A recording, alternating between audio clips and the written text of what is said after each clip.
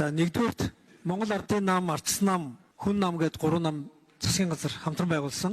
Баруун төвийн үзэлтэй 2 нам Ардын намтай нийлж засгийн газар байгуулж байгаа. Баруун төвийн үзэл бүхий намын эрхэмлдэг эхний нэг зүйл бол ерөөсөө бизнес эрхчлэл байгаа. Энэ засгийн газар бизнес эрхлэгчдэд ямар ээлтэй орчин үүсгэх юм бэ? Яаж иргэний санаачлаг, хувийн хэвшил, хувийн өмчийг эрхэмлсэн эдийн засгийн бүтц босгох юм бэ? Өнгөрсөн 8 жил бол даргын эдийн засаг ноёлсон, төрийн өмчтөөр суурилсан, даргын гар үсгээр тулгуурласан, мөнгө олох хуралдаан руу явсан. За энэ эдийн засгийн буруу тогтолцоогоо зогсоож чадах юм уу? Хувийн хвшлийг хэтэрхий дээрээс харсан, хяхаж тавьсан үйл ажиллагаа хуулийн байгууллагатайгаа нийлж явуулсан. Энийгээ зогсоох юм уу?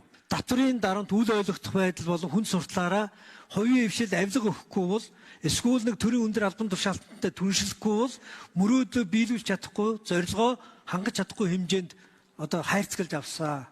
Энэ хайрцаг эвдэх юм уу гэдэг асуултыг тавьж байгаа. Татврын дарамт, өндөр хүүтэй мөнгө, дээр нь үл ойлгох төрийн үйл ажиллагаанаас ч болоод хувийн хвшил олон үйл ажиллагаагаа зогсооход хүрсэн шүү.